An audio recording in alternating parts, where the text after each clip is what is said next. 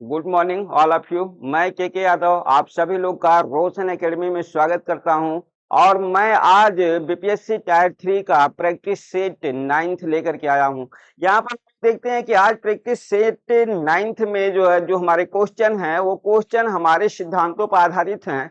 और वो मेनली हमारे 3 सिद्धांत हैं आज के टॉपिक संबंधित प्रश्नों पर। वो सिद्धांत हमारे फ्राइड्स का है, जो है कोल्डवेयर का है और लेव-वाइगोट्स्की का है। इन तीनों सिद्धांतों पर आधारित हमारे आज 40 क्वेश्चन है। इस 40 क्वेश्चन में से आपको श्योर 2 से 3 क्वेश्चन मिलना है, जिसे आप जो है आराम से और अच्छे ढंग से इसको देखने की कोशिश करिए। तो यहाँ पर आते हैं, हम लोग देखते हैं कि हमारा ये पहला क्वेश्चन है, जो है ये क्वेश्चन हमारा देखिए, किस वैज्ञानिक ने बच्चों के प्रारंभिक विकास के महत्व पर सर्वप्रथम प्रकाश डाला। जो है मेन से एट फर्स्ट पहली बार एट फर्स्ट टाइम कौन सा मनोवैज्ञानिक था जिसने चाइल्ड के जो है डेवलपमेंट पर जो है फोकस किया। जो है वो मनोवैज्ञानिक कौन सा था। जो है तो हम कहेंगे कि वो मनोवैज्ञानिक हमारा जो है फ्राइड्स था। कौन सा था। जो है हम लोग कहेंगे कि वो मनोवैज्ञानिक हमारा कौन सा था, फ्राइड्स था।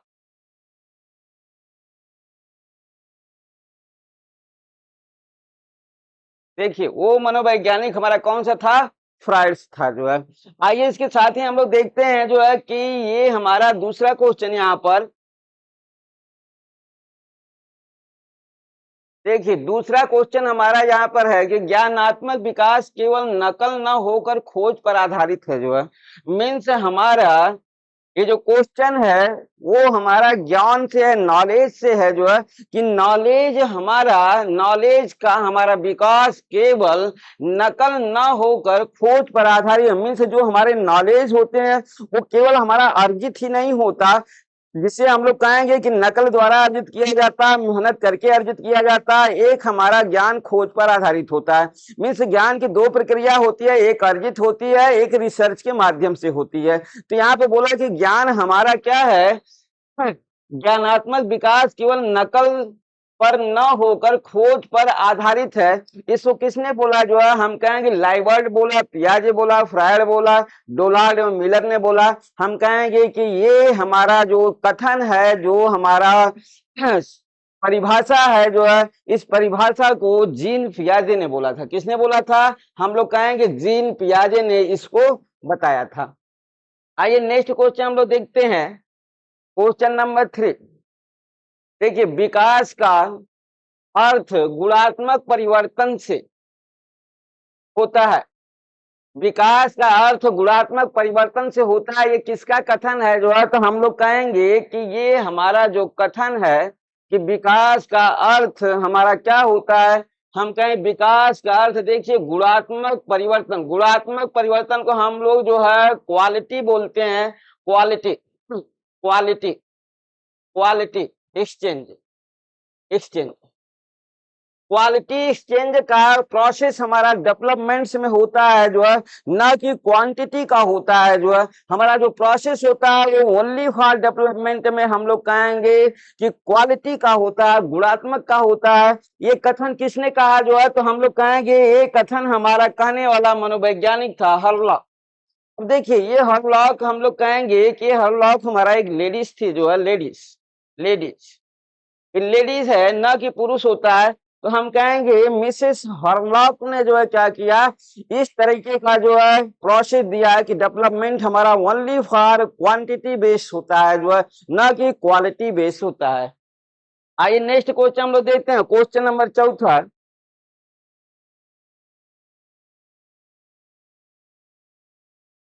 देखिए, अचेतन मन का प्रतिनिधित्व करता है। जो है तो देखिए हम लोग कहेंगे कि यहाँ पर हमारा जो पॉइंट है अचेतन मन, जो है मीन्स हम लोग कहेंगे कि नॉन कॉन्शियस।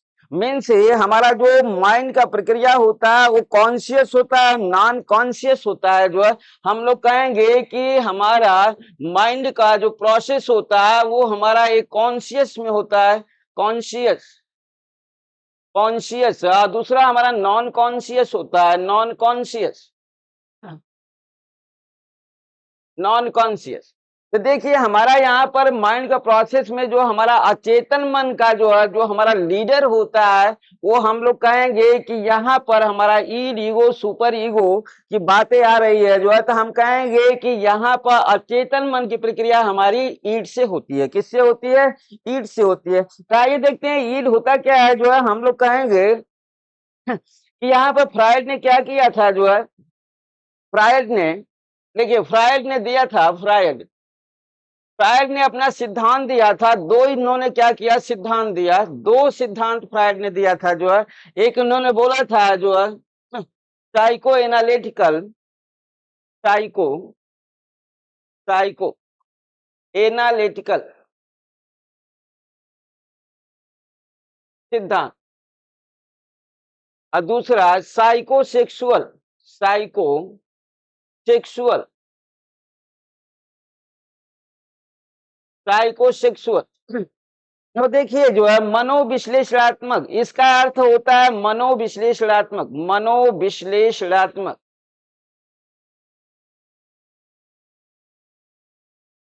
मनोविश्लेषणात्मक सिद्धांत एक हमारा होता है, और दूसरा इन्होंने बोला जो है कि मनोलिंग सिद्धांत, मनोलिंग, मनोलिंग सिद्धांत। अब इस तरह से इन्होंने क्या किया जो है, दो सिद्धांत का प्रोसेस बनाया, और दोनों सिद्धांतों में उन्होंने बताया जो है कि जो हमारा साइको एनालिटिकल सिद्धांत होता है वो तीन एलिमेंट्स पर आधारित होता है, तीन तत्व पर आधारित होता है, जिसे हम लोग ईड ईगो और सुपर ईगो के नाम से जानते हैं जो है। तो यहाँ पे देखिए हमारा जो ईड की प्रक्रिया होती है ये हमारे अचेतन मन की होती है, अचेतन मन की होती है, और जबकि ईगो हमारा जो चेतन मन का होता है, बल्कि हम कहेंगे अर्ध अर्ध चेतन, अर्ध चेतन, सेमी कॉन्शियस, और ये हमारा चेतन मन का होता है, चेतन का होता है। तो इस तरीके से अचेतन मन का प्रोसेस हम लोग को कहाँ से मिल जाता है जो है, ईड से मिल जाता है। इस तरीके से हम लोग कहेंगे साइको एनालिटिकल थियरी हमारी तीन तत्वों से मिलकर बनी है, ईड ईगो और सुपर ईगो, जबकि हम लोग कहेंगे साइकोसेक्सुअल थियरी हमारी पांच तत्वों से मिलकर बनी है, जिसे हम अभी नेक्स्ट क्वेश्चन के तहत आपको बताएंगे। आइए अगला क्वेश्चन हम लोग देखते हैं, क्वेश्चन नंबर 5। देखिए मूल प्रत्यात्मक प्रकृति का होता है जो हम लोग कहेंगे कि जो हमारा बेस होता है, बेस, मूल, मूल हम लोग कहते हैं बेस, बेस हमारा जो है प्रत्यात्मक प्रकृति का होता है जो है। तो इसमें कौन सा बेस, ईड ईगो सुपर ईगो में से कौन सा बेस हमारा प्रत्यात्मक प्रकृति का होगा?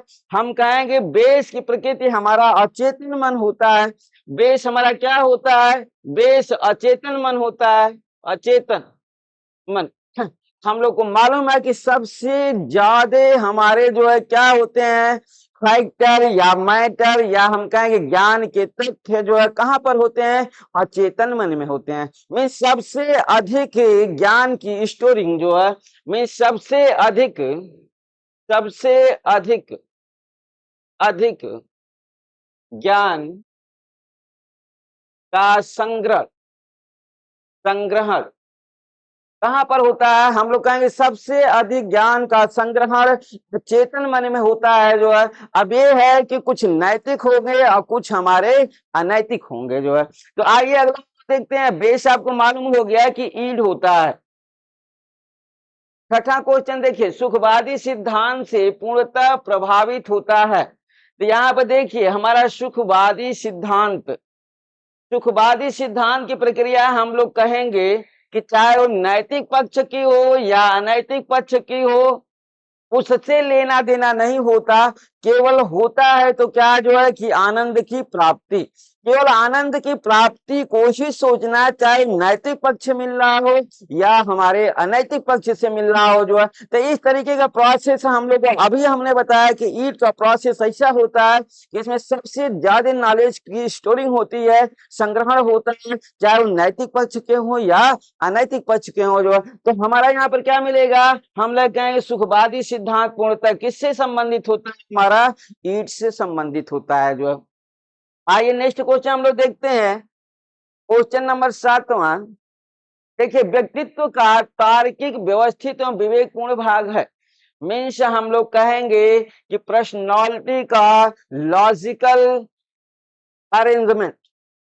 पर्सनालिटी हमारी पर्सनालिटी हम कहेंगे पर्सनालिटी का लॉजिकल लॉजिकल अरेंजमेंट अरेंजमेंट। देखिए पर्सनालिटी का लॉजिकल तार्किक व्यवस्थित एवं यहाँ देखिए विवेक पूर्ण भाग है जो है, तो हम लोग कहेंगे ईड ईगो सुपर ईगो कोई नहीं, तो हमारा क्या होगा तार्किक तार्किक प्रक्रिया हमारी किस में आएगी जो है, हम लोग कहेंगे तार्किक प्रोसेस हमारा कहाँ आता है जो है, ईगो में आता है। जो कहाँ पर आता है, ईगो में आता है। मीन्स सही है गलत है जो है, क्या सही है क्या गलत है, ईगो हमारा ये सिद्ध करता है जो है कि क्या सही है, क्या सही है, सही है और क्या गलत है, और क्या गलत है, गलत है। क्या करना चाहिए, क्या करना चाहिए, क्या करना चाहिए, क्या करना चाहिए और क्या नहीं करना चाहिए, और क्या नहीं करना चाहिए, नहीं करना चाहिए।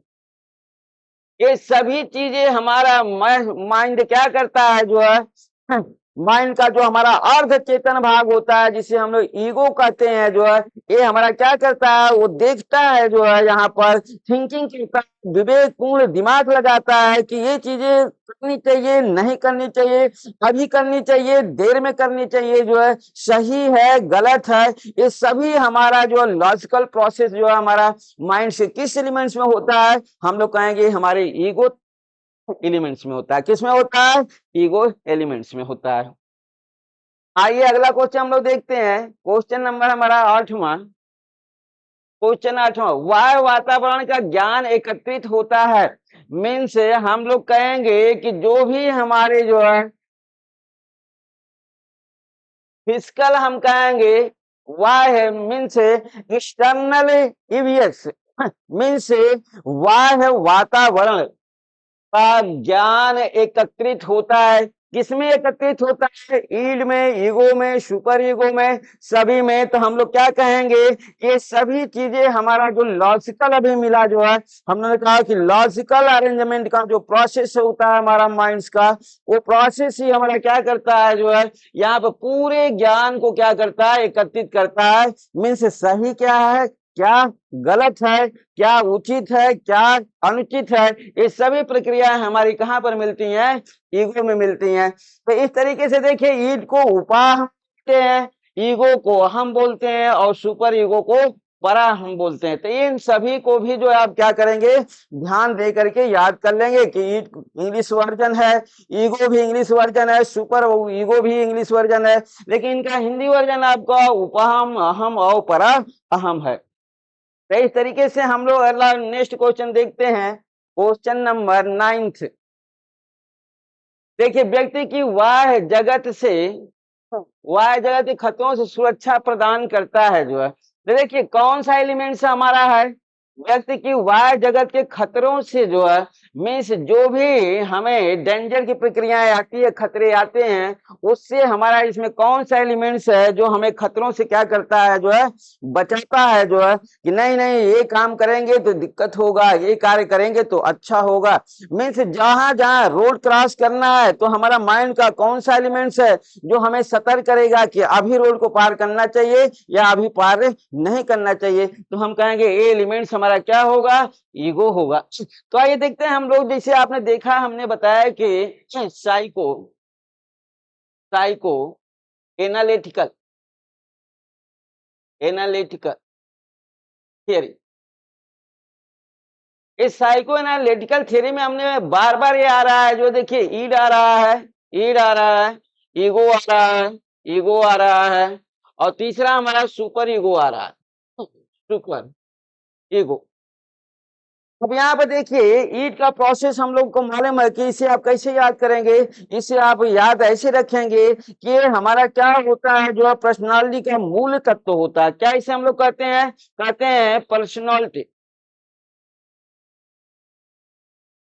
का मूल तत्व होता है, ये मूल तत्व होता है।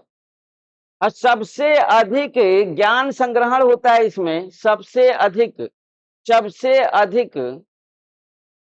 ज्ञान का संग्रहण होता है इसमें, संग्रहण होता है। और यही नहीं जो है हम लोग कहेंगे कि ये सुखवादी सिद्धांत पर कार्य करता है, सुखवादी सिद्धांत पर, सुखवादी सिद्धांत का ये पालन करता है, सही गलत का ये निर्णय नहीं लेता जो है। जबकि हम लोग कहेंगे कि ईगो की प्रक्रिया हमारी क्या होती है, खतरे से बचाना होता है, खतरे से बचाना होता है, सही गलत करने से बचाना होता है, सही गलत में अंतर करता है। और हम कहेंगे सुपर ईगो का आधार देता है, सुपर ईगो को ये बेस देता है जो है। मीन सुपर ईगो की उत्पत्ति हमारे ईगो से होती है जो है। तो इस तरीके से हमारा जो है क्या होगा, सुपर ईगो आप जानते होंगे कि एकदम टोटली नैतिक पक्ष होता है। कौन सा होता है, ये एकदम हमारा नैतिक पक्ष होता है, नैतिक पक्ष होता है। मीन्स जो भी होगा वो केवल और केवल सत्य ही होगा, यहाँ पर कोई चीज गलत नहीं हो सकती। ये दोनों हम लोग कहेंगे वास्तविक सिद्धांत का पालन करते हैं जो है। किस सिद्धांत का पालन करते हैं, देखिए ये दोनों का दोनों हमारे वास्तविक सिद्धांत का पालन करते हैं जो है। मीन्स ये सुखवादी सिद्धांत का पालन नहीं करते, ये एक्चुअली जो करेक्ट है, जो सही है, उस सिद्धांत का ये पालन करते हैं जो है। आइए नेक्स्ट क्वेश्चन हम लोग देखते हैं, 10वां क्वेश्चन अपना। देखिए सुपर ईगो को नैतिक पक्ष की ओर ले जाता है जो है। हम कहेंगे कि सुपर ईगो का प्रोसेस, अभी हमने बताया क्या होता है, नैतिक पक्ष होता है जो है। तो उस नैतिक पक्ष की तरफ लेकर के जाता कौन है इसको जो है, हम कहेंगे अभी हमने बताया जो है कि इसको लेकर के जाने वाला हमारा जो एलिमेंट्स होगा, वो एलिमेंट्स हमारा ईगो का होगा जो है। आइए क्वेश्चन नंबर हम लोग जो है देखते हैं 11वां क्वेश्चन। देखिए फ्रायड का सिद्धांत है, यहाँ पर देखिए फ्रायड का सिद्धांत हमने अभी बताया था आपका कि जो फ्रायड का सिद्धांत है, फ्रायड ने पर्सनालिटी को ध्यान में रख करके, व्यक्तित्व को ध्यान में रख करके इन्होंने दो सिद्धांत दिया जो है। और दोनों सिद्धांत के तहत हम लोग को मालूम है कि एक सिद्धांत हमारा साइको एनालिटिकल थियरी है, साइको एनालिटिकल,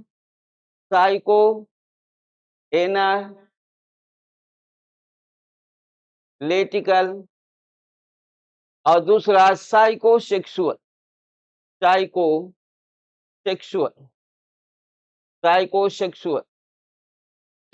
अब इस तरीके से हमारा हमें मिल रहा है कि मनोविश्लेषणात्मक, देखिए साइको एनालिटिकल को ही हम लोग बोलते हैं विश्लेषणात्मक, और दूसरे को हम लोग बोलते हैं मनोलैंगिक। क्या बोलते हैं, मनोलैंगिक। मीन्स ऑप्शन हमारा क्या सही होगा, हम लोग कहेंगे ऑप्शन नंबर हमारा सी सही होगा जो है। आइए नेक्स्ट क्वेश्चन हम लोग देखते हैं, क्वेश्चन नंबर 12। देखिए क्वेश्चन नंबर 12 में हमें मिल रहा है जो है मुखीय चूषण अवस्था का समय काल है। देखिए ये हमारा जो है माउथ सकिंग स्टेज, हम लोग क्या बोलेंगे, माउथ या ओरल हम लोग कहेंगे, mouth oblique oral sucking stage, moral sucking stage का जो समय काल होता है जो है, उसे हम लोग कहेंगे समय काल हमारा जन्म से 8 माह का होता है। कितना होता है, जन्म से 8 माह का होता है। तो इस तरीके से हमें ये है कि मुखीय चूषण अवस्था, ये मुखीय चूषण हम लोग कहेंगे कि ये हमारा जो स्टेज है, ये स्टेज हमारा जो है हम लोग कहेंगे कि फ्रायड के दूसरे नियम साइकोसेक्सुअल थ्योरी पर आधारित है। में साइकोसेक्सुअल थ्योरी का जो स्टेज है उससे 5 अवस्थाओं में बांटा गया है जो है, जिसे हम लोग पहला कहेंगे मुखी अवस्था कहेंगे, दूसरा गुदी अवस्था कहेंगे, तीसरा अप्रत्यक्ष अवस्था कहेंगे, चौथा लिंग प्रधान अवस्था कहेंगे, और 5वां जननेंद्रिय अवस्था कहेंगे जो है। तो इस तरीके से आइए आपको हम जो ये पांचों का प्रोसेस बता देते हैं जो है आपको। यहाँ पर देखिए कि जो हमारा साइको सेक्सुअल, देखिए psycho sexual theory, psycho sexual theory,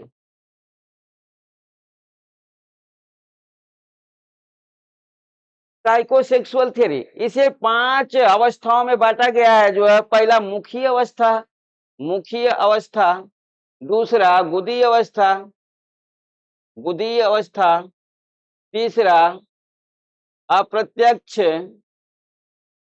अवस्था, चौथा लिंग प्रधान अवस्था, लिंग प्रधान अवस्था, पांचवा जननेंद्रिय, जननेंद्रिय अवस्था। ये हमारे जो है क्या है, 5 हमारी क्या है जो है अवस्थाएं हैं, मुखीय, गुदी, अप्रत्यक्ष, लिंग और जननेंद्रिय जो है। तो इन्हीं का हमें क्या करना है जो है, इसी में से हमें 5 अवस्थाओं में से जो है सभी का हमको जो है टाइम पीरियड मालूम होना चाहिए। एक हमारा टाइम पीरियड हर एग्जाम में पूछता है जो है, उसके तहत जो है देखिए हमारा यहाँ पर मुखी अवस्था में 2 इसे उप अवस्थाओं में बांटा गया है जो है। एक हम कहेंगे मुखीय चूषण, मुखीय चूषण, और दूसरा हमारा होता है मुखीय दंशन, मुखीय दंशन, दंशन मीन से एक तो हम कहेंगे ब्रेस्ट फीडिंग करना, चूसना, सकिंग करना, और दूसरा हम कहेंगे स्नेह में, गुस्सा में जो है क्या करना, ब्रेस्ट में जो है दांतों को लगा देना, मीन से मुखीय दंशन कहेंगे उसे जो है। और दूसरा हमारा जो गुदी में आता है, इसे भी 2 उप अवस्थाओं में बांटा गया है जो है, निष्कासन, गुदा निष्कासन, निष्कासन, और गुदा अवधारण, अवधारण, अवधारण। इस तरीके से हमारा मुखी अवस्था और गुदी अवस्था को 2-2 उप अवस्थाओं में बांटा गया है। बाकी हम कहेंगे अप्रत्यक्ष, लिंग प्रधान और जननेंद्रिय को हमें अवस्थाओं में नहीं बांटा गया। तो यहाँ पर सभी का एक तरीके से हमारे पास क्या होंगे, यहाँ पर लगाकर देखा जाए तो 6 से 7 हमारे टाइम पीरियड आएंगे। 4 पीरियड तो हमारे 2 अवस्थाओं से, मुखी और गुदी से ही आ जाएगा, और जबकि 3 अवस्था हमारी जो अप्रत्यक्ष, लिंग और जननेंद्रिय से आ जाएंगे। कुल मिलाकर के 7 हमारे टाइम पीरियड होते हैं यहाँ पर, और 7 टाइम पीरियड में से एक टाइम पीरियड जो है श्योर आता है, निश्चित आता है जो है। तो इस तरीके से हम लोग के 7 के टाइम पीरियड को याद करना पड़ेगा। तो पहले का आपको मालूम हो गया कि मुखीय चूषण, यहाँ पर क्वेश्चन देखिए, मुखीय चूषण के तहत आपको मिल गया जो है कि इसका समय काल कितना होगा, 7 से 8 माह होगा जो है। इसी तरीके से सभी का जो है हमारा क्या होगा, अवस्था का टाइम पीरियड होगा, जो आपके नेक्स्ट क्वेश्चनों में मिलता जाएगा। आइए अगला क्वेश्चन हम लोग देखते हैं, क्वेश्चन नंबर 13। देखिए दूसरा हमारा मुखीय चूषण के बाद हमें क्वेश्चन में मिला कि मुखीय दंशन अवस्था का समय काल जो है कितना होगा जो है, मीन्स वो दांत से काटना प्रारंभ कर देगा। कब प्रारंभ करेगा, मुखीय दंशन अवस्था। तो मुखीय दंशन अवस्था का समय काल हम लोग कहेंगे कि 6 से हमारा कितना होगा, 17 माह होगा जो है। तो इसे मुखीय चूषण का आपने देख लिया कि जन्म से 8 माह हुआ है, और जबकि हम लोग कहेंगे मुखीय दंशन का समय काल जो है 6 से लेकर के 17 माह हुआ जो है।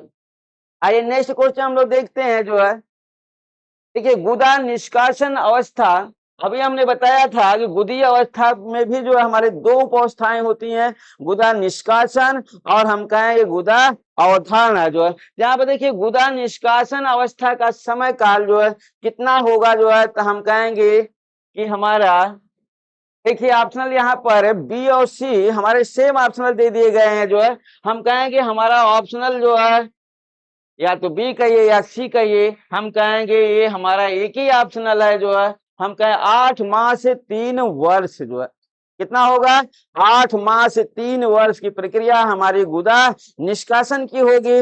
मीन्स शिशु जो है गुदा निष्कासन के तहत कहेंगे कि बगैर सोचे समझे यूरिन और फिशेस कर देता है जो है। मीन्स वो टॉयलेट कर देगा बगैर सोचे समझे जो है। मीन्स उसमें कंट्रोलिंग नाम का कोई चीज नहीं है कि वो अपने यूरिन पर कंट्रोल कर सके, अपने फिशेस पर या अपने स्टूल पर वो कंट्रोल कर सके जो है। मीन्स वो समय का हमारा कितना रहा जो है, 8 माह से लेकर के 3 वर्ष जो है। नेक्स्ट क्वेश्चन हम लोग देखते हैं, निष्कासन के बाद हमारा अगला क्वेश्चन आता है 15वां क्वेश्चन, गुदा अवधारणा अवस्था।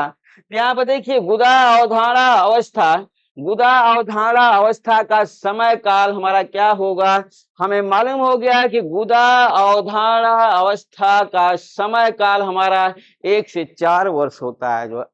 तो इस तरीके से आपके पास जो है गुदी अवस्था और हम कहेंगे मुखी अवस्था का भी समय काल आपको मालूम हो गया और गुदी अवस्था का भी समय काल आपको मालूम हो गया। अगर जनरली पूछता है कि मुखी अवस्था का समय काल, मुखी अवस्था का समय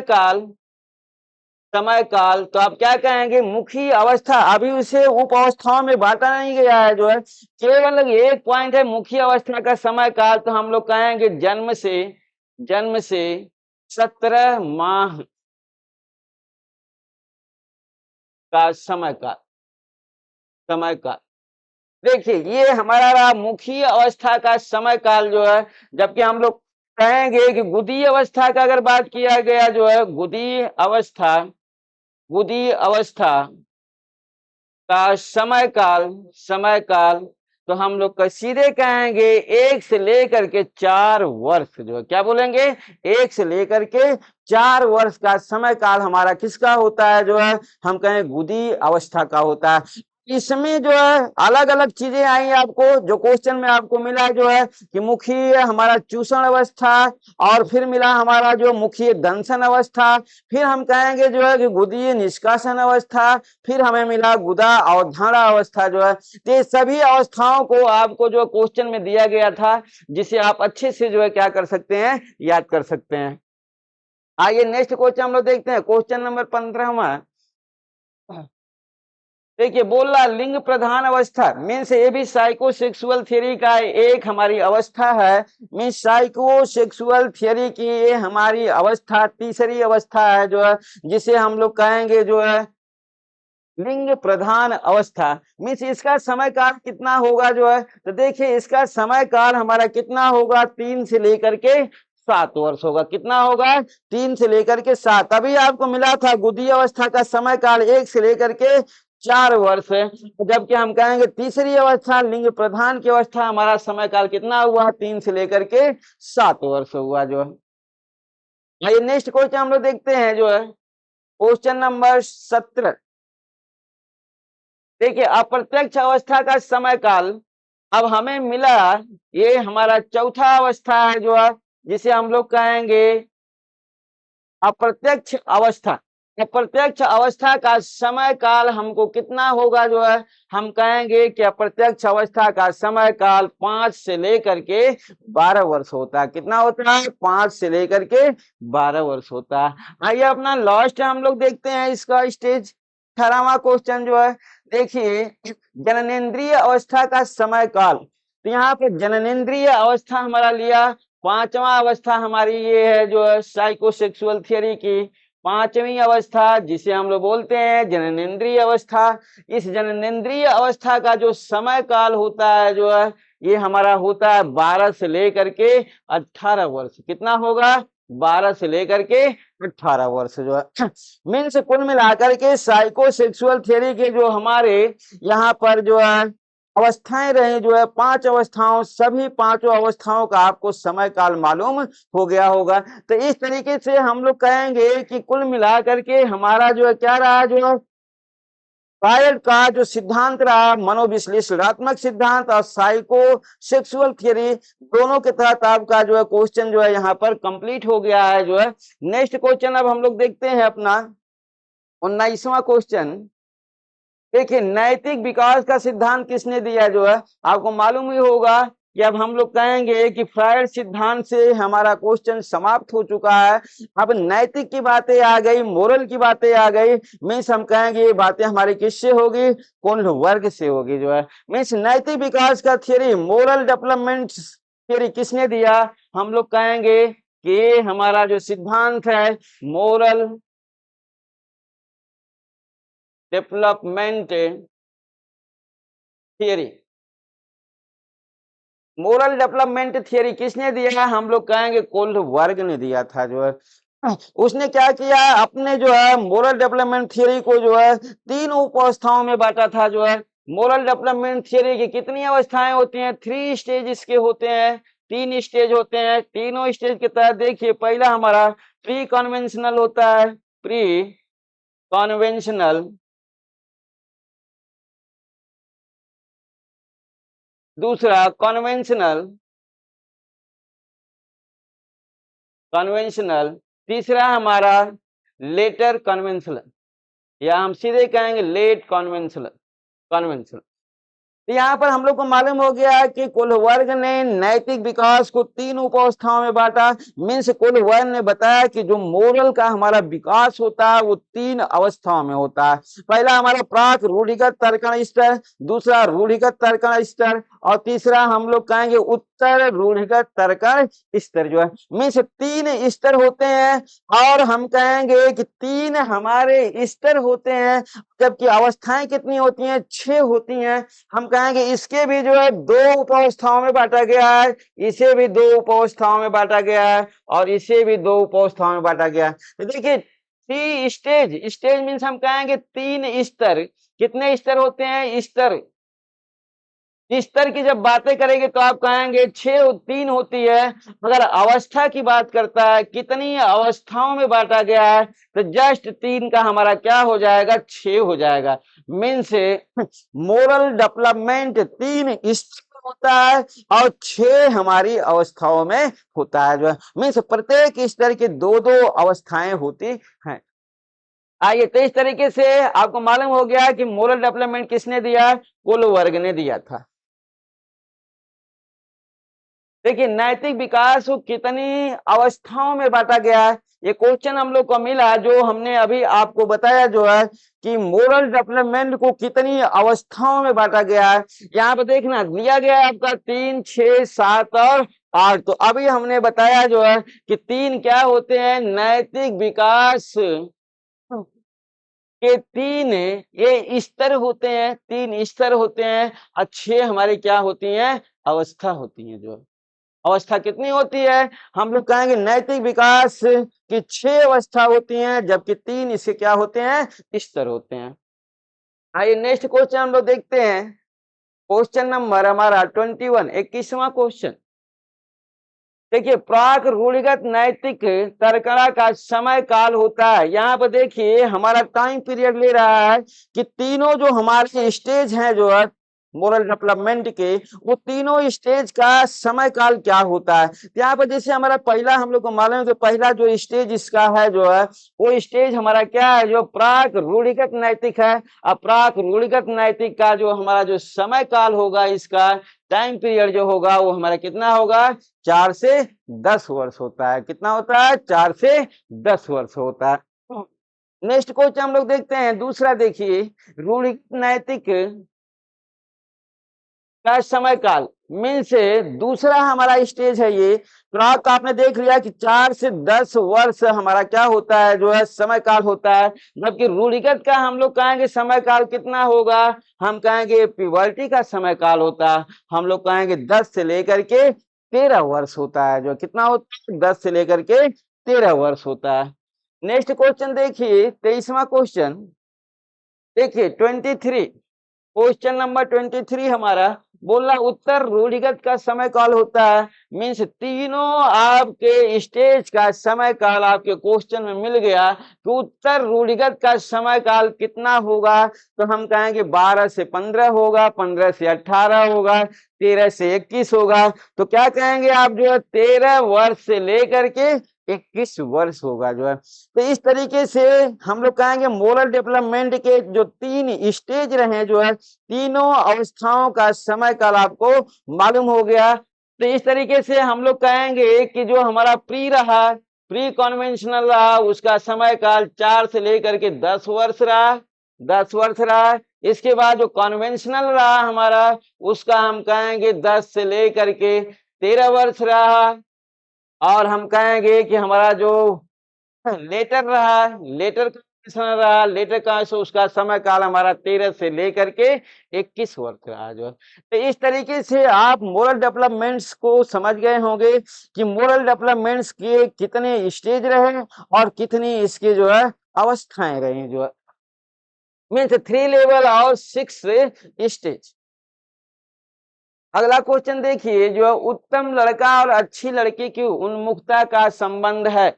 अब यहीं पर हमारी ये अवस्था है जो है, हम लोग कहेंगे देखिए good boy nice girl, means good boy और नाइस गर्ल की ओरिएंटेशन उन्मुखता का हम कहेंगे संबंध है। किससे संबंध होगा? तो हम कहेंगे संबंध हमारा रूढ़िगत नैतिक स्तर से होगा, कॉन्वेंशनल से होगा। जो है कॉन्वेंशनल जो हमारा दूसरा जो है क्या है लेवल है मोरल डेवलपमेंट्स का। जो है मोरल डेवलपमेंट के दूसरे लेवल के तहत हम लोग कहेंगे कि उत्तम लड़का और अच्छी लड़की की जो है क्या होती है ओरिएंटेशन होता है। नेक्स्ट क्वेश्चन देखते हैं 25। देखिए सामाजिक अनुबंधन उन्मुखता में से हम कहेंगे सोशल अनुबंधन। देखिए सामाजिक अनुबंधन, ये हमारा सामाजिक अनुबंधन का ओरिएंटेशन का संबंध हमारा यहाँ पर किस लेवल से है? प्राक रूढ़िगत स्तर है, रूढ़िगत स्तर है या उत्तर रूढ़िगत स्तर है? हम लोग क्या बोलेंगे यहाँ पर? ये हमारा कहेंगे उत्तर रूढ़िगत। किससे हम लेंगे? ये हमारा उत्तर रूढ़िगत स्तर की हमारी क्या होती है? ये अवस्था है सामाजिक अनुबंधन उन्मुखता की अवस्था। ये हम लोग कहेंगे कि उत्तर रूढ़िगत स्तर की एक हमारी क्या है? ये अवस्था है, ये हमारी एक अवस्था होती है। आइए नेक्स्ट क्वेश्चन देखते हैं हम लोग, क्वेश्चन नंबर 26। देखिए दंड एवं आज्ञाकारिता की उन्मुखता जो है मीन्स आज्ञाकारिता, यहाँ पनिशमेंट और ओबेसिटी का हमारा ओबियंट की हमारी जो ओरिएंटेशन है उसका संबंध हमारा किससे होगा? मीन्स बालक जो है दंड से बचना चाहता है जो है और आज्ञा को मानना चाहता है जो है, यही हमारी दंड और आज्ञाकारिता की उन्मुखता की। वो जो भी कार्य करता है उसमें वो पनिशमेंट होने से बचता है और आज्ञाओं को पालन भी करना चाहता है। तो ये भी हमारा क्या है? हम लोग कहेंगे ये भी हमारी बालक की एक अवस्था है, ये भी हमारी एक अवस्था है। लेकिन ये अवस्था हमारे किस लेवल में होगी जो है? तो हम कहेंगे ये अवस्था हमारी प्राक रूढ़िगत नैतिक स्तर में होगी। किस में होगी? हम कहेंगे प्री कॉन्वेंशनल लेवल में होगी ये हमारी। आइए क्वेश्चन नंबर 27वां देखते हैं हम लोग, क्वेश्चन नंबर 27। देखिए सार्वत्रिक नीतिपरक सिद्धांत उन्मुक्ति का संबंध, ये भी हमारा क्या है? हम लोग कहेंगे कि मोरल डेवलपमेंट लेवल का ये भी हमारा क्या है? जो एक अवस्था है, अवस्था है, ये भी हमारी एक अवस्था है। और इस अवस्था का संबंध किससे होगा? हम कहेंगे इस अवस्था का संबंध हमारा उत्तर रूढ़िगत नैतिक तर्कण से होगा जो है। तो इस तरीके से हमारे जो जो अवस्थाएं हैं उन अवस्थाओं को इन लेवलों में जो है मोरल डेवलपमेंट्स के लेवलों में जो है क्या किया गया है? जो है समाहित किया गया है, जिसे आपको क्या करना है? जो है खोजना है और याद करना है। देखिए नेक्स्ट क्वेश्चन है सामाजिक क्रम संपोषित, सामाजिक क्रम सोशल ऑर्डर हम लोग कहेंगे संपोषित उन्मुखता का संबंध हमारा किससे होगा? तो देखिए सोशल की जब बातें आती है तो हम लोग कहेंगे सोशल की प्रक्रिया हमारी कहाँ से होगी? रूढ़िगत से होगी। कहाँ से होगी? सोशल ऑर्डर, सोशल ऑर्डर की बातें अगर आती है, सोशल ऑर्डर, सोशल ऑर्डर, जब सोशल ऑर्डर की बात आएगी तो हम लोग कहेंगे वो हमारा कहाँ होगा? कन्वेंशनल में होगा जो है। आइए क्वेश्चन नंबर हम लोग देखते हैं 29। देखिए साधनात्मक सापेक्षवादी उन्मुखता का संबंध है, ये भी हमारा क्या है? देखिए साधनात्मक सापेक्षवादी उन्मुखता, ये भी हमारी क्या है? ये भी हमारी एक अवस्था है, अवस्था है जिसे हम लोग कहेंगे कि मोरल डेवलपमेंट लेवल की एक अवस्था है। लेकिन इस अवस्था का संबंध हमारे यहाँ पर किस स्तर से होगा? या प्राक रूढ़िगत नैतिक से होगा, या पुरस्कार से होगा, या अभिप्रेरण से होगा, या दोनों से होगा, या किसी में से नहीं होगा? तो हम कहेंगे इसका संबंध दोनों से होगा। किससे होगा? हम कहेंगे पुरस्कार अभिप्रेरण से भी होगा और प्री कॉन्वेंशनल से भी होगा जो है, मीन्स दोनों से हमारा जो है क्या होगा? ये साधनात्मक सापेक्षवादी का संबंध होता है। आइए नेक्स्ट क्वेश्चन हम लोग देखते हैं अपना, क्वेश्चन नंबर 30। 30वां क्वेश्चन देखिए, नैतिक आचरण अच्छा होता है जो मोरल हम लोग कहेंगे बिहेवियर, मोरल बिहेवियर किसका अच्छा होगा? यहाँ पर हमारी बातें आती हैं मोरल बिहेवियर की, moral behaviour, moral behaviour, moral behaviour सबसे अच्छा किसका होगा? लड़का का होगा कि लड़की का होगा कि आदमी का होगा कि औरत का होगा? तो हम कहेंगे मोरल मीन्स उसका माइंड का शार्पनेस, हम कहेंगे सॉफ्टनेस, शार्पनेस और मधुरता की अगर चीजें ली जाती है तो सभी चीजें हमारी किस में निकल के आती है जो है? लड़की में निकल के आती है। मीन्स गर्ल का प्रोसेस हमारा क्या होगा? नैतिक आचरण जो है सबसे बेहतरीन होता है। नेक्स्ट क्वेश्चन देखिए, सामाजिक सांस्कृतिक सिद्धांत के प्रतिपादक। हमारा क्वेश्चन यहाँ पर जो है खत्म हुआ कुल वर्ग का नैतिक सिद्धांत से। अब हम कहेंगे कि दो दो सिद्धांत संबंधित हमारे क्वेश्चन हो गए हैं। पहला आपने देखा कि फ्रायड संबंधित क्वेश्चन थे, दूसरा आपने देखा जो है कुल वर्ग संबंधित क्वेश्चन थे।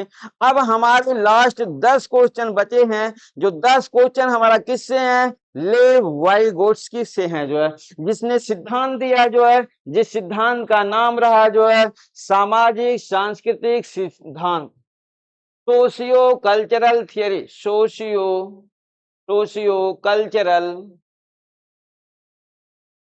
थियरी, सोशियो कल्चरल थियरी, सामाजिक हमारा रहा यहाँ पर सांस्कृतिक सिद्धांत, सोशियो कल्चरल थियरी किसने दिया? तो हम कहेंगे लेव वाइगोट्स्की। किसने दिया? लेव वाइगोट्स्की ने दिया जो है। इसने बताया कि बालक का जो है जो डेवलपमेंट होता है या उसका जो अधिगम होता है, कोई चीज वो ऑब्जर्व करता है, तो ऑब्जर्व को कैसे करता है जो है? तो उसने बोला कि समाज में जो कल्चर है उस कल्चर के अनुरूप समाज से और समाज में उपस्थित जो कल्चर है उन दोनों के द्वारा बालक क्या करता है? अधिगम करता है जो है। मीन्स सोशल और कल्चर दोनों अधिगम के लिए आवश्यक हैं जो है। यहाँ पर देखिए वाइगोट्स्की के सिद्धांत का संबंध है, तो यहाँ पर हमारी चीजें आती हैं जो है कि यहाँ पर शॉर्ट में सब जो है हमारे नाम दिए गए हैं। इन शॉर्ट को हमें एक छांटना है जो है, जिसे हम कहेंगे कि वही हमारा क्या होगा? मेजर हमारा क्या होगा? वाइगोट्स्की का सिद्धांत होगा। तो यहाँ पर देखिए हमारा बोल रहा है कि ZAD और ZPD, LPD और D दे रहा है सभी। तो यहाँ पर हम लोग कहेंगे कि ये हमारा वाइगोट्स्की के सिद्धांत का संबंध हमारा किससे होगा? ZPD से होगा। जो किससे होगा? ZPD। जेड देखिए हमारा जोन P से प्रॉक्सिमल, जोन ऑफ प्रॉक्सिमल और डी से हम लोग कहेंगे डेवलपमेंट। डी से हम लोग बोलेंगे क्या? डेवलपमेंट। देखिए जोन ऑफ प्रॉक्सिमल डेवलपमेंट जो है में समीपस्थ विकास का क्षेत्र, क्या बोलेंगे हम लोग कहेंगे समीपस्थ विकास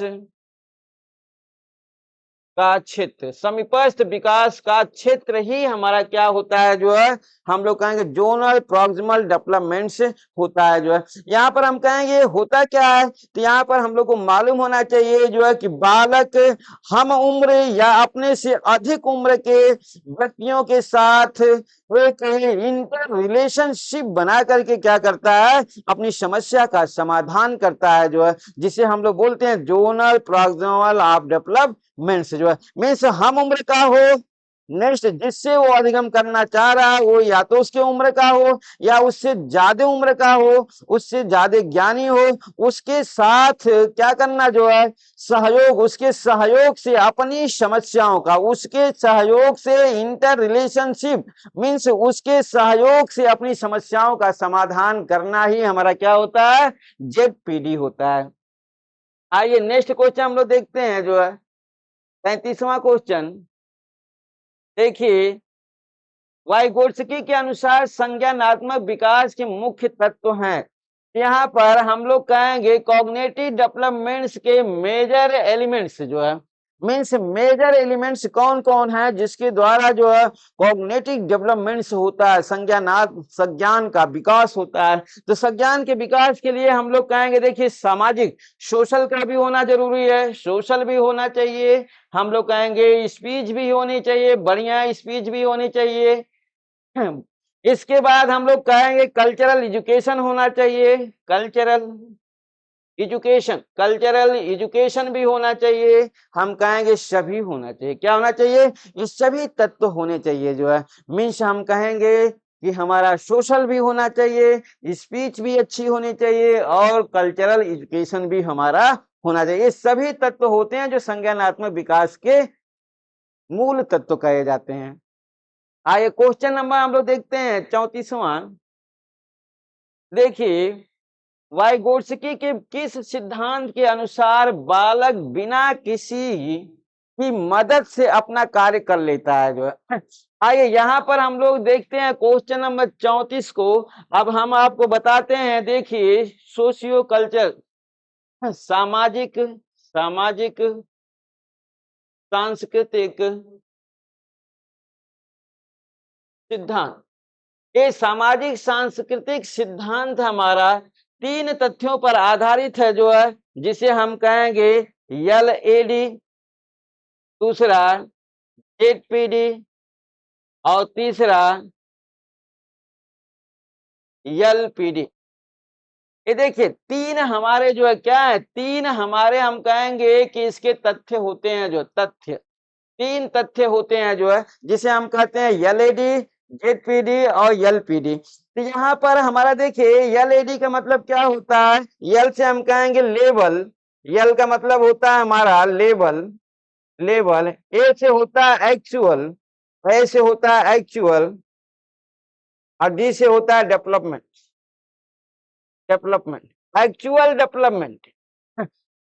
यहाँ पर अभी हमने आपको बता दिया है कि जोनल प्रॉक्सिमल डेवलपमेंट से होता है, यहाँ पर हम कहेंगे L से लेवल हो जाएगा, और P से पोटेंशियल होता है, पोटेंशियल और D से आपका डेवलपमेंट से जो है। तो देखिए बालक बिना किसी की मदद लिए अगर कोई अधिगम करता है जो है, बुकों से वो अध्ययन करता है या अपने आप सोशल से सीखता रहता है जो है, तो अपनी समस्याओं का समाधान करता रहता है, तो उसे हम लोग बोलते हैं LAD। क्या बोलते हैं उसे हम लोग? स्वयं से ज्ञान, स्वयं से समस्या का समाधान, इसे हम कहेंगे स्वयं से समस्या का समाधान, स्वयं से समस्या का समाधान।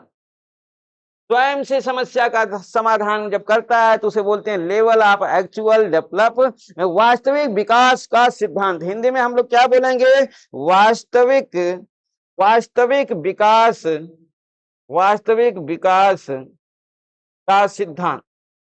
वास्तविक विकास के सिद्धांत द्वारा बालक किसी से कोई मतलब नहीं रखता जो है, स्वयं से, अपनी किताबों से, अपने वातावरण से, अपने निर्भर से और अपने हम कहेंगे कि शिक्षकों के द्वारा, सभी के द्वारा अपनी समस्याओं का समाधान स्वयं ही कर लेता है, उनसे कोई मदद नहीं लेता जो है। तो उसे हम लोग देखिए क्वेश्चन में यही है हमारा कि वाइगोत्स्की किस सिद्धांत के अनुसार बालक बिना किसी की मदद से अपना कार्य कर लेता है, तो हम कहेंगे LAD।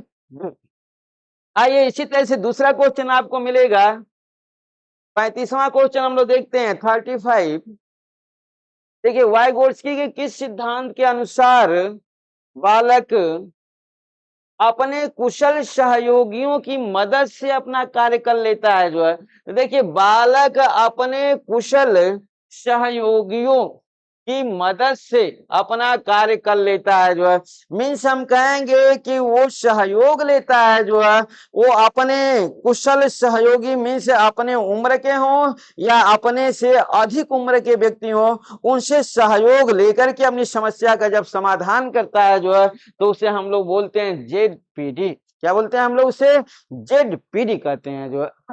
आइए नेक्स्ट क्वेश्चन देखते हैं 36, 36वां क्वेश्चन जो है।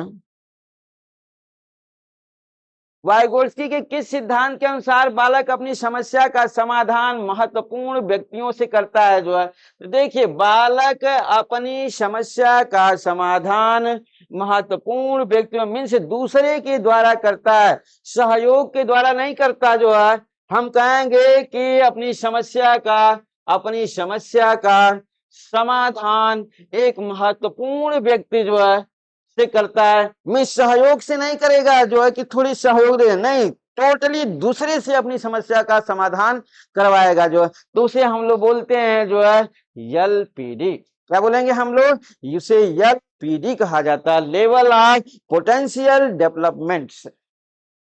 आइए नेक्स्ट क्वेश्चन देखते हैं हम लोग 37वां।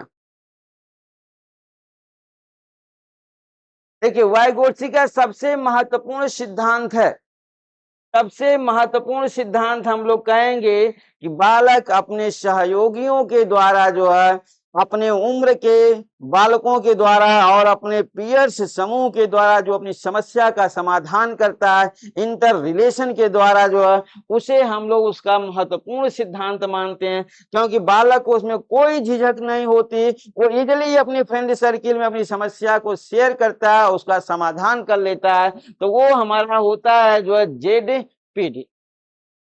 आइए नेक्स्ट क्वेश्चन हम लोग देखते हैं, क्वेश्चन नंबर 38। किस अवस्था में नैतिकता वाय कारकों द्वारा निर्धारित होती है?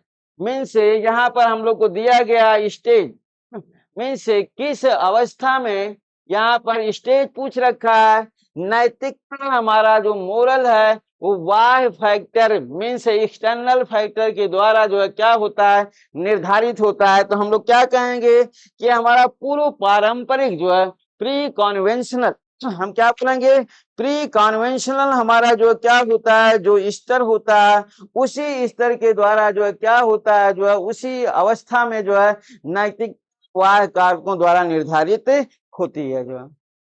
आइए नेक्स्ट क्वेश्चन हम लोग देखते हैं 39। किस मनोवैज्ञानिक के अनुसार सीखने का मतलब ज्ञान निर्माण करना होता है जो है?